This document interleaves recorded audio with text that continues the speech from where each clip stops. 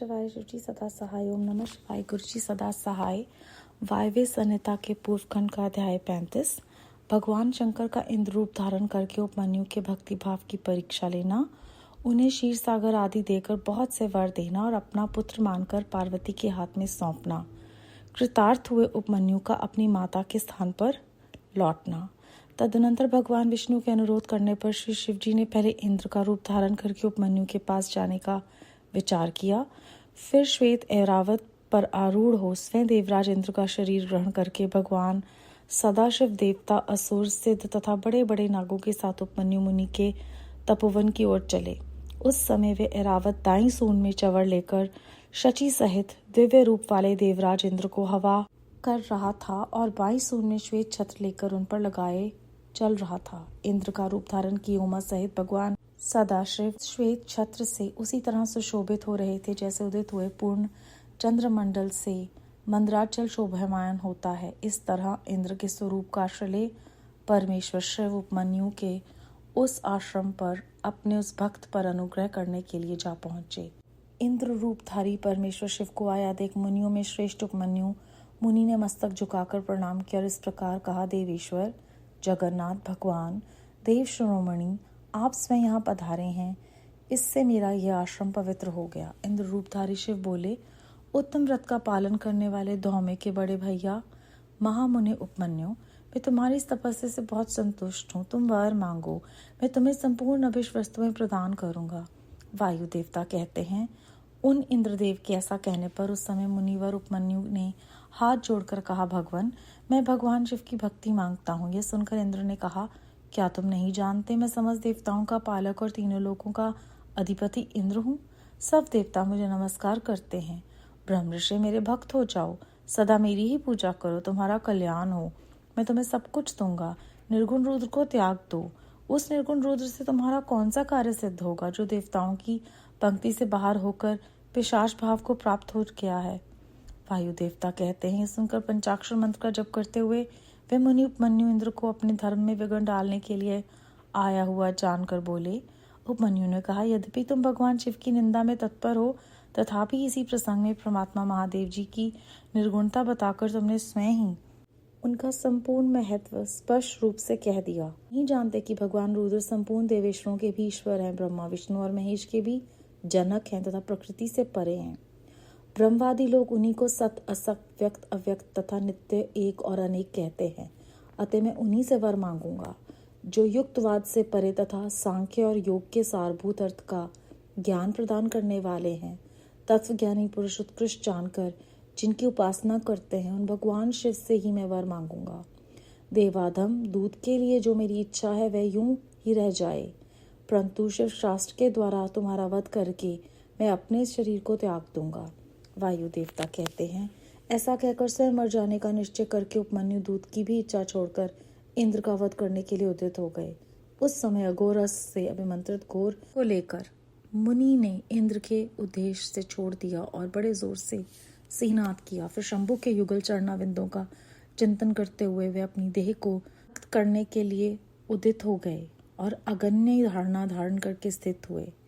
ब्राह्मण उपमन्यु जब इस प्रकार स्थित हुए तब भक्त देवता के नेत्र का नाश करने वाले भगवान शिव ने योगी उपमन्यु की उस धारणा को अपनी सौम्य दृष्टि से रोक दिया। उनके छोड़े हुए उस अघोर शस्त्र को नंदीश्वर की आज्ञा से शिव वल्लभ नंदी ने बीच में ही पकड़ लिया।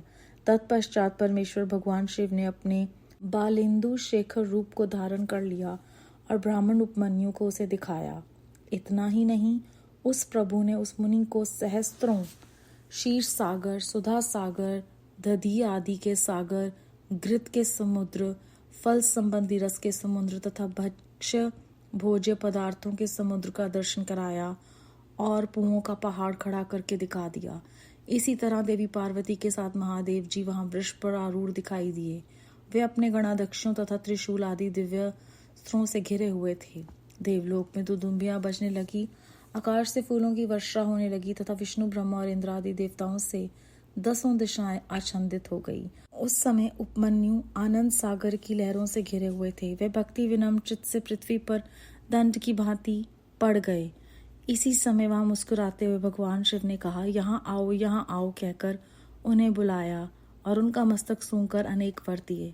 शिव बोले, वत्स, तुम अपने भाई बंधुओं के साथ सदा इच्छानुसार भक्ष्य भोज्य पदार्थों का उपभोग करो, दुख से छूटकर सर्वदा सुखी रहो, तुम्हारे हृदय में मेरे प्रति भक्ति सदा बनी रहे। महाभाग उपमन्यु, ये पार्वती देवी तुम्हारी माता हैं। आज मैंने तुम्हें अपना पुत्र बना लिया है और तुम्हारे लिए क्षीर सागर प्रदान किया। केवल दूध का ही नहीं, मधु, दही, अन्न, घी, बात तथा फल आदि के रस का भी समुद्र तुम्हें दे दिया। ये पुओं के पहाड़ तथा भक्ष्य भोज्य पदार्थों के सागर मैंने तुम्हें समर्पित किए। मामुने, ये सब ग्रहण करो। आज से मैं महादेव तुम्हारा पिता हूँ और जगदम्बा उमा तुम्हारी माता है। मैंने तुम्हें अमरतप तथा गणपति का सनातन पद प्रदान किया।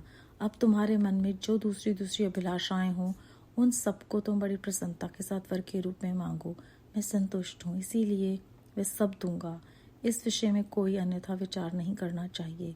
वायुदेव कहते हैं, ऐसा कहकर महादेव जी ने उन्हें दोनों हाथों से पकड़कर हृदय से लगा लिया और मस्तक सूंघकर ये कहते हुए देवी की गोद में दे दिया कि यह तुम्हारा पुत्र है। देवी ने कार्तिकेय की भांति प्रेम पूर्वक उनके मस्तक पर अपना कर कमल रखा और उन्हें अविनाशी कुमार पद प्रदान किया। क्षीर सागर ने भी साकार रूप धारण करके उनके हाथों में अनश्वर पिंडीभूत स्वादिष्ट दूध समर्पित किया। तत्पश्चात पार्वती देवी ने संतुष्टित हो उन्हें योग जनित ऐश्वर्य, सदा संतोष, अविनाशी ब्रह्म विद्या और उत्तम समृद्धि प्रदान की। तदनंतर उनके तपों में तेज को देखकर प्रसन्नचित हुए शंभु ने उपमन्यु मुनि को पुनः दिव्य वरदान दिया। पाशुपत व्रत, पाशुपत ज्ञान, तात्विक व्रत योग और चिरकाल तक उसके प्रवचन की परम पटुता उन्हें प्रदान की। भगवान शिव और शिवा से दिव्य वर तथा नित्य कुमार तव पाकर वे प्रमुदित हो उठे। इसके बाद प्रसन्नचित हो प्रणाम करके हाथ जोड़ ब्राह्मण उपमन्यु ने देव महेश्वर से यह वर मांगा। उपमन्यु बोले, देव देवेश्वर प्रसन्न होइए, परमेश्वर प्रसन्न होइए और मुझे अपनी परम दिव्य एवं अभिचारिणी भक्ति दीजिए। महादेव, मेरे जो अपने सगे संबंधी हैं उनमें मेरी सदा श्रद्धा बनी रहने का वर दीजिए। साथ ही अपना दासत्व, उत्कृष्ट स्नेह और नित्य सामीप्य प्रदान कीजिए। ऐसा कहकर प्रसन्नचित हुए द्विज श्रेष्ठ उपमन्यु ने हर्ष गदगद वाणी द्वारा महादेव जी का सत्वन किया। उपमन्यु बोले, देव महादेव, शरणागत वत्सल, करुणा सिंधु, सांब्य सदाशिव, आप सदा मुझ पर प्रसन्न होइए। वायुदेव कहते हैं, उनके ऐसा कहने पर सबको वर देने वाले प्रसन्न आत्मा महादेव ने मुनिवर उपमन्यु को इस प्रकार उत्तर दिया। शिव बोले, वत्स उपमन्यु, मैं तुम पर संतुष्ट हूँ, इसीलिए मैंने तुम्हें सब कुछ दे दिया। ब्रह्मर्षि, तुम मेरे सुदृढ़ भक्त हो, क्योंकि इस विषय में मैंने तुम्हारी परीक्षा ले ली है। तुम अजर, अमर, दुख रहित, यशस्वी, तेजस्वी और दिव्य ज्ञान से संपन्न हो। द्विज श्रेष्ठ, तुम्हारे बंधु बांधव, कुल तथा गोत्र सदा अक्षय रहेंगे। मेरे प्रति तुम्हारी भक्ति सदा बनी रहेगी। विप्रवर, मैं तुम्हारे आश्रम में नित्य निवास करूंगा। तुम मेरे पास सानंद विचरोगे। ऐसा कहकर उपमन्यु को अभिष्ट वर दे करोड़ों सूर्यों के समान तेजस्वी भगवान महेश्वर वहीं अंतर्ध्यान हो गए। उन श्रेष्ठ परमेश्वर से उत्तम वर पाकर उपमन्यु का हृदय प्रसन्नता से खिल उठा। उन्हें बहुत सुख मिला और वह अपने जन्मदायिनी माता के स्थान पर चले गए। अध्याय 35 समाप्त। वायव्य संहिता का पूर्व खंड संपूर्ण। इस अध्याय में हमने जाना कि भगवान शिवजी महाराज विष्णु देवता के अनुरोध पर इंद्रदेव का रूप ग्रहण करके उपमन्यु के पास जाते हैं और उन्हें कहते हैं कि तुम मेरे भक्त हो जाओ और मेरी ही पूजा करो, मैं तुम्हें सब कुछ दूंगा और तुम रुद्र को भूल जाओ, वो तुम्हारा कौन सा कार्य सिद्ध कर सकते हैं। ये सुनकर उपमन्यु जी कहते हैं कि आपने भगवान शिव की निंदा की है, लेकिन खुद ही आपने उनकी निर्गुणता बताकर उनका महत्व स्पष्ट कर दिया है। वही ब्रह्मा जी, विष्णु जी और महेश के जनक हैं और प्रकृति से परे हैं, और मैं जो भी वर मांगूंगा वो उन्हीं से मांगूंगा। दूध के लिए जो मेरी इच्छा है वो यूं ही रह जाए, लेकिन शिवास्त्र के द्वारा तुम्हारा वध करके इस शरीर को त्याग दूंगा। वायु देवता कहते हैं कि ऐसा कहकर उन्होंने इंद्र का वध करने के लिए अघोर अस्त्र से अभिमंत्रित घोर भस्म को लगाकर इंद्रदेव जी पर छोड़ दिया, परंतु महादेव ने उन्हें सौम्य दृष्टि से रोक दिया और उस अस्त्र को नंदीश्वर जी ने उनकी आज्ञा से बीच में ही पकड़ लिया। इसके बाद उन्होंने उपमन्यु को दिखाया कि वो खुद भगवान शिव हैं और उन्होंने क्षीर सागर, सुधा सागर, बहुत से अन्य सागर, फल संबंधी रस के समुद्र, बहुत सारे खाने के पदार्थ का उन्हें दर्शन करवाया, पुओं का पहाड़ खड़ा कर दिया और देवी पार्वती जी भी उन्हें दिखी और गणाध्यक्ष भी दिखे। विष्णु जी, ब्रह्मा जी और इंद्र सभी देवता जो है वो चारों दिशाओं को आच्छादित कर रहे थे। ऐसा कहने पर उन्होंने कहा कि यहाँ आओ। यहाँ आकर उन्होंने अपने पास बुलाया और बहुत सारे वर जो हैं वो उपमन्यु को दिए और कहा कि मैंने तुम्हारी परीक्षा ली है, तुम उस परीक्षा में उत्तीर्ण हुए हो, मैं तुमसे संतुष्ट हूँ, इसीलिए मैंने तुम्हें न सिर्फ क्षीर सागर प्रदान किया है जो दूध का ही नहीं है बल्कि मधु, दही और अन्न, घी, भात, सारे फलों का रस है, उसका समुद्र भी दिया है, पुओं के पहाड़ दे दिए हैं, ये सब कुछ मैंने तुम्हें दे दिया। ऐसा कहकर उन्होंने दोनों हाथों से पकड़कर उपमन्यु जी को अपने हृदय से लगा लिया और देवी की गोद में दे दिया और कहा कि ये तुम्हारा पुत्र है। देवी ने कार्तिकेय की तरह ही उन्हें प्रेम किया और उनके मस्तक पर हाथ रखा। इस तरह से अनीश्वर पिंडीभूत स्वादिष्ट दूध भी उन्हें मिल गया और उनको उत्तम समृद्धि प्रदान की। उनके तपों में तेज को देखकर शिवजी महाराज बहुत प्रसन्न हुए और उन्हें पाशुपत व्रत, पाशुपत ज्ञान, तात्विक व्रत योग और चिरकाल तक प्रवचन की जो पटुता है प्रदान की। जी महाराज से ये वर पाकर वो बहुत प्रसन्न हुए और हाथ जोड़कर उन्होंने वर मांगा कि आप मुझसे प्रसन्न होइए और मेरे सगे संबंधियों में मेरा प्रेम हमेशा बना रहे, श्रद्धा हमेशा बनी रहे, आपका दास उत्कृष्ट स्नेह और सामिप्य मुझे दीजिए।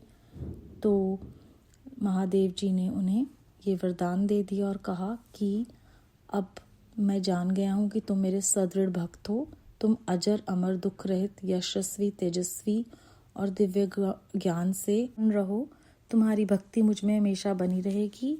और ऐसा वर देकर करोड़ों सूर्यों के समान तेजस्वी भगवान जो है वो अंतर ध्यान हो गए और उनसे उत्तम पर पाकर अभिमन्यु जो है वो खुश हो गए।